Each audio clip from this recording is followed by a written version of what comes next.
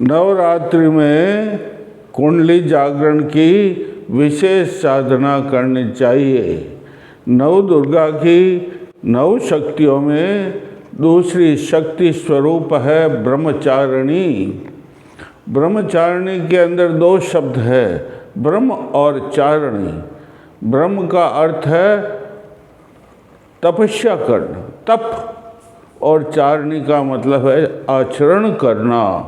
तो तपस्या का आचरण करती है, तपस्या करती है, इसलिए इसका नाम है ब्रह्मचारिणी।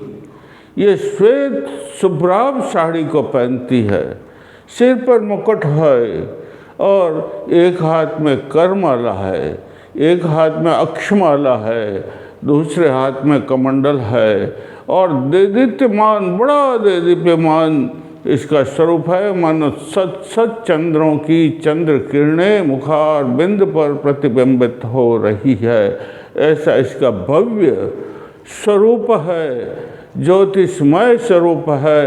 इसकी दूसरे दिन, नवरात्रि के दूसरे दिन इसकी साधना करने का विधान है। और इसकी साधना करने के लिए आपको शरीर शुद्ध करना चाहिए, स्नान करना चाहिए, अंतर्मन शुद्ध करना चाहिए, श्वेत आसन बिछाना चाहिए, पाटे पर लाल वस्त्र बिछाना चाहिए और उसके ऊपर माँ का चित्र लगा देना चाहिए और चित्र लगा करके ध्यानस्थ हो करके पंचोपचार पूजन करो। पंचोपचार का मतलब है गंधम, बोलो ब्रह्मचारिणी नमः गंधम समर्पयामि, ब्रह्मचारिणी नमः पुष्पम समर्पयामि, ब्रह्मचारिणी नमः धूपम समर्पयामि, ब्रह्मचारिणी नमः दीपम दर्शयामि और ब्रह्मचारिणी नमः सर्वोपचारान् ताम्बूलादि सर्वोपचार नैवेद्यम समर्पयामि। आरती करो, माँ प्रसन्न हो जाती है, ऐसा विधान है।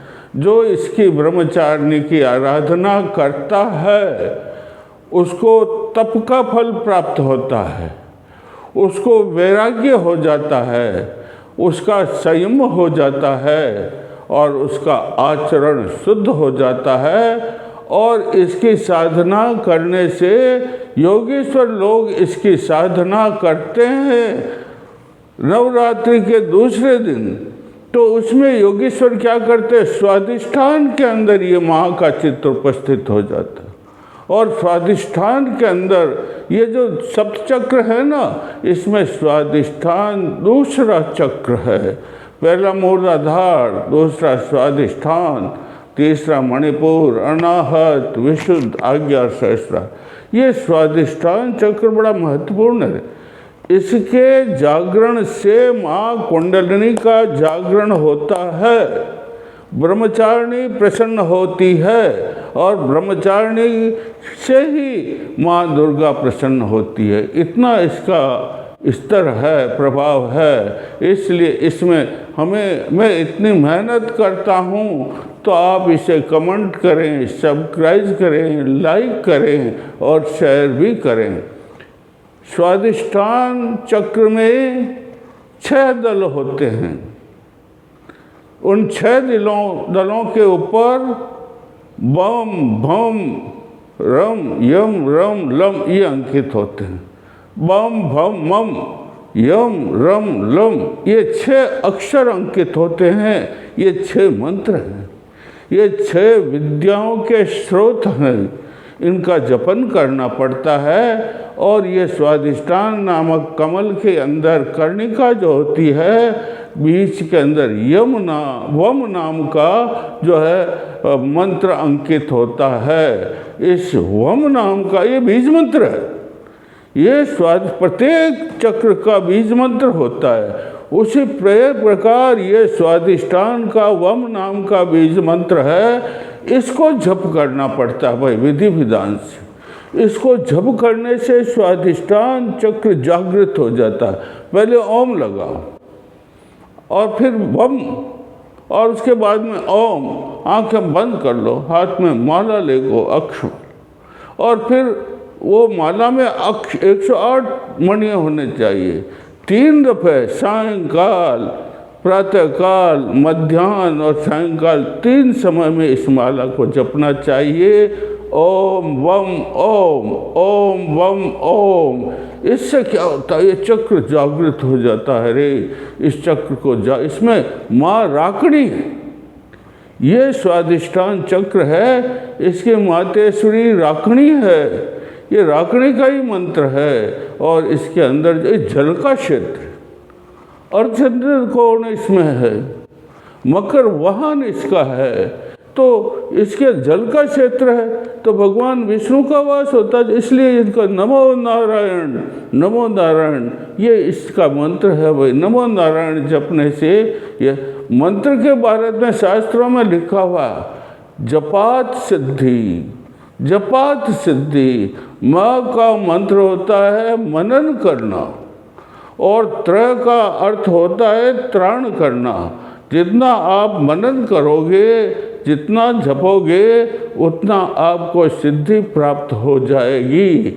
और जब सिद्धि, आप स्वयं साधना में बैठते हैं, तब आप साधना करना प्रारंभ हो करते हैं, तो आपके चित्त में स्वाधिष्ठान का देवता, स्वाधिष्ठान की देवी राखणी, ये ब्रह्मचारिणी अपने आप उपस्थित हो जाती है। और साधना करो, मंत्र जपो। ये मंत्र योग से सिद्ध होता है स्वाधिष्ठान, लय योग से सिद्ध होता है, भक्ति योग से सिद्ध होता है। महाकुंडलिनी का जागरण ही भक्ति योग से, सिद्ध योग से, लय योग से और हठ योग से होता है। लेकिन प्रमुख इसमें मंत्र योग है। मंत्रों से माँ शीघ्र ही कुंडलिनी राखणी ब्रह्मचारिणी दुर्गा माँ प्रसन्न हो जाती है। इसका पहला मंत्र मैं आपको बताता हूँ। बिल्कुल जितना मंत्र छोटा होगा, उतनी सिद्धि आपको शीघ्र ही प्राप्त हो जाएगी। एक है विम, ओम तो बोलना ही, ओम विम स्वाहा, ओम विम स्वाहा। ये मंत्र जपना है भैया। बहुत छोटा मंत्र है, लेकिन शीघ्र ही सिद्धि हो जाती। एक दूसरा मंत्र और बता देता हूँ। वो मंत्र है अरे भगवान नरसिंह का। अरे नरसिंह भगवान का मंत्र जपने से तो सब भय दूर, भय तो ऐसे भाग जाते जैसे आप पूछो मत ना है। तो श्रोम बोलना कितना, 2 बार। श होता है ना कक्षा वाला श, क्षेत्रज्ञ वाला क्ष आधा, पूरा नहीं, उसके ऊपर रो और उसके ऊपर दी, वो श्रोम कहला। श्रोम श्रोम नरसिंहाय मंत्रेण पूजयामि स्वाहा। देखो भाई अच्छी तरह से जब मंत्र को याद करना पड़ता है। मंत्र देखा देख पढ़ने से जो है मंत्र की सिद्धि नहीं होती है। मंत्र को तो पूरा ही याद करना पड़ता है। देखो फिर बोलता हूँ, ओम श्रोम श्रोम नरसिंहाय मंत्रेण पूजयामि स्वाहा। इस मंत्र को खड़े होकर, शायद खड़े हो जाओ और खड़े होकर के हाथ आंखें बंद कर लो और फिर ध्यानस्थ होकर के इस मंत्र को जपो। नरसिंह भगवान स्वयं आकर के उपस्थित हो जाएंगे और मंत्र की सिद्धि हो जाएगी। स्वाधिष्ठान चक्र जागृत। एक और प्रभावशाली मंत्र मैं बता देता हूँ आप, क्यों मंत्र तो बहुत है, लेकिन एक बात याद रखना, इतने मंत्रों में जो आपको अच्छा लगे, जो आपको मन में भा जाए है, वो मंत्र आप याद करना, उसका जपन कर ले। लेकिन मेरा तो करते हुए आपको सब मंत्र बता देता हूँ। वो एक मंत्र और प्रभावशाली है, वो है 3 बार श्रम श्रम लगाना। कितने बार बोलता हूँ मैं, देखो अच्छी तरह सुन लो, देख लो, इसको नोट कर लो। ओम श्रोम श्रोम श्रोम नरसिंहाय श्रोम श्रोम श्रोम ऐं ह्रीं क्लीं क्लीं स्वाहा। ये मंत्र बहुत प्रभाव। इस मंत्र को घर में नहीं जपना चाहते।